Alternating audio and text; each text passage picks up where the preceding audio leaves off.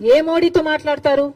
ఏ మోడీ గారైతే మనల్ని 10 సంవత్సరాలుగా మోసం చేస్తూ వచ్చారో, ప్రత్యేక హోదా ఇస్తాము అని మోడీ గారు 2014లో తిరుపతిలో మాటిచ్చిపోలేదా? మరి 10 ఏళ్లుగా ఏం చేశారు మోడీ గారు? ఒక్క వాగ్దానమైన మోడీ గారు నిలబెట్టుకోగలిగారా? ప్రత్యేక హోదా అయితేనేమి, పోలవరం అయితేనేమి, కడప స్టీల్ ఫ్యాక్టరీ అయితేనేమి, పోర్ట్లు అయితేనేమి, ఇలాంటి ఒక్కటంటే ఒక్కటి కూడా, రాజధాని విషయం అయితేనేమి ఒక్కటి కూడా మోడీ గారు మాట నిలబెట్టుకోలేదు. మరి అదే మోడీ గారి మీద మళ్ళా మాకు నమ్మకం ఉంది, మోడీ గారు ఆదుకుంటారు అన్నట్టుగా మాట్లాడుతున్నారే. టీడీపీ పార్టీ గుర్తు పెట్టుకోవాలి, రాత్రి పడిన గుంటలోనే పగలు కూడా పడే ప్రమాదం ఉంది.